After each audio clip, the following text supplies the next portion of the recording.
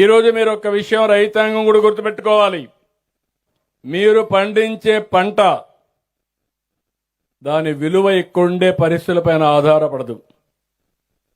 ఎక్కడో జరిగే పరిణామాలు, యుద్ధాలు, ఆ దేశాలు తీసుకున్న నిర్ణయాలు కూడా మన ఊళ్ళో ప్రభావితం చేస్తాయి. ఈ రైతు యొక్క జీవితాన్ని ప్రభావితం చేస్తుంది. ఎక్కడో రష్యా, ఎక్కడో ఉక్రెయిన్ మీరు ఇనుండరు.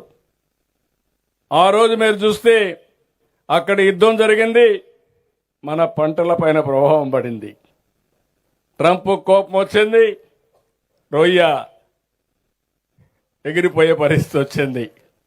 ఇంపోర్ట్స్ అని తగ్గిపోయినాయి. అంటే మీరు అర్థం చేసుకోవాలి, ఎక్కడ ఉక్రెయిన్, ఎక్కడ అమెరికా, ఎక్కడ ఈస్ట్ గోదావరి నల్లజర్ల, దాని ప్రభావం మన మీద పడే పరిస్థితికి వచ్చింది. ఇంకో పక్కన మీరు మాట్లాడారు, మా తమ్ముడు ఒకరు మాట్లాడారు, నేను నేచురల్ ఫార్మింగ్కి వెళ్ళానని. ఈరోజు కొన్ని దేశాలు ఉన్నాయి, కడాన మీరు గుర్తుపెట్టుకోవాలి, వాళ్ళు వాడే ఇనుమ, వాళ్ళు వాడే అల్యూమినియం హీట్ రాకూడదని గ్రీన్ ఎనర్జీతో తయారు చేసిన కరెంటే వాడాలని నిబంధన పెట్టారు. అంటే వాళ్ళు వాడే వస్తువులకే గ్రీన్ ఎనర్జీ ఉండాలి, పొల్యూషన్ ఉండకూడదు అని ఆలోచిస్తే తినే తిండి ఎరువులేస్తే తింటారా అని నేను అడుగుతున్నా మిమ్మల్ని.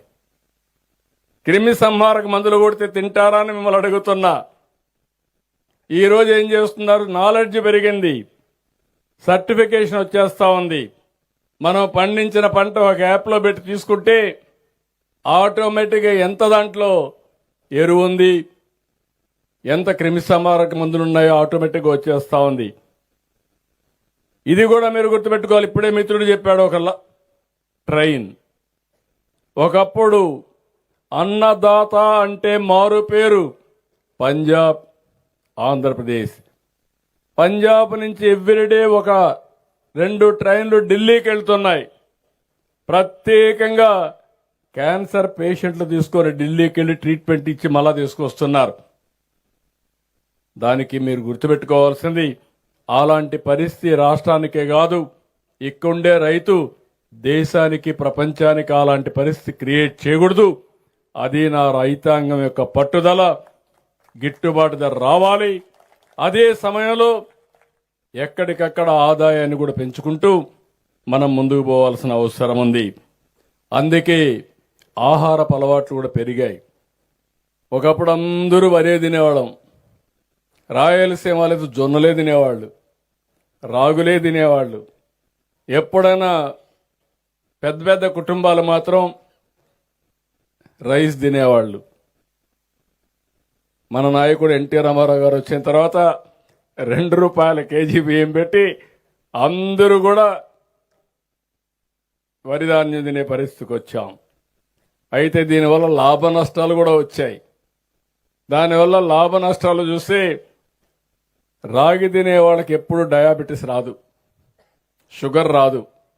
ఇప్పుడు అక్కడ కూడా షుగర్ వస్తూ ఉంది. ఇప్పుడు ఈస్ట్ గోదావరి, వెస్ట్ గోదావరి కాకుండా అక్కడ వచ్చే పరిస్థితి వచ్చింది. ఇప్పుడు ఆహారపు అలవాట్లు మారిపోయినాయి. కొంతమంది రైస్ తినడం మానేశారు. మీరేమనుకోపోతే నేను కూడా రైస్ తిన్నాను. ఎందుకంటే ఆరోగ్యంగా ఉంటే 4 పనులు ఎక్కువ చేయొచ్చు. ఆరోగ్యం లేదనుకోండి, అక్కడి నుంచి ఇబ్బందులు వస్తాయి. డయాబెటీస్ అనేది, షుగర్ అనేది గేట్వే. ఒకసారి మీకు కానీ షుగర్ వస్తే అన్ని జబ్బులు వస్తాయి. కిడ్నీ ఫెయిల్ అయితే ఇమ్మీడియట్గా డయాలసిస్ రావాలి. ఇలాంటి ఒక సమస్య కాదు, అన్ని సమస్యలకు నాంది డయాబెటీస్. నేను మొన్నే స్టడీ చేశాను. టాప్ 10 డిసీజెస్లో మొట్టమొదటిది మన దగ్గర డయాబెటీస్, రెండోది హైపర్ టెన్షన్. అక్కడి నుంచి అనేక రోగాలు కానీ డిసీజెస్ ఉన్నాయి. దానిపైన కూడా తొందరలోనే మీరు చూస్తే నేను ఒక ప్రాజెక్టు తీసుకొస్తున్నా, Sanjeevani project. Big game changer. ప్రతి ఒక్కరి హెల్త్ రికార్డ్స్ మెయింటైన్ చేస్తాం. ఎవరైతే ఇలాంటి సమస్యలుంటే వాళ్ళందరికీ 3 నెలలకు ఒకసారి క్లినికల్ టెస్టులన్నీ చేసి మీరు ఏం తినాలి, ఏం తినకూడదు, ఏ మందు వాడాలి అనునిత్యం మీకు చెప్పే బాధ్యత, ప్రపంచంలో ఉండే నాలెడ్జ్ని మీ ఇంటి దగ్గర మీకు అందించే బాధ్యత తీసుకొస్తున్నాం. కుప్పం, చిత్తూరులో ఒక ప్రాజెక్ట్ అయ్యింది, దాన్ని రిప్లికేట్ చేస్తాం. బిల్ గేట్స్ అయితే నాలెడ్జ్ని, టెక్నాలజీ ప్రపంచం మొత్తం తీసుకొస్తున్నాడు. మేధో శక్తి అంతా తీసుకుని దానికి ఆంధ్రప్రదేశ్ ఒక చిరునామాగా తయారు చేస్తాం. ఇంకో పక్క మీరు చూస్తే ప్రభుత్వ విధానాల మార్పు కూడా మన జీవితాల్లో ఒకసారి పెను మార్పులు వస్తాయి. గవర్నమెంట్ ఆఫ్ ఇండియా ఒకసారి కొన్ని మార్పులు కూడా తీసుకొస్తారు.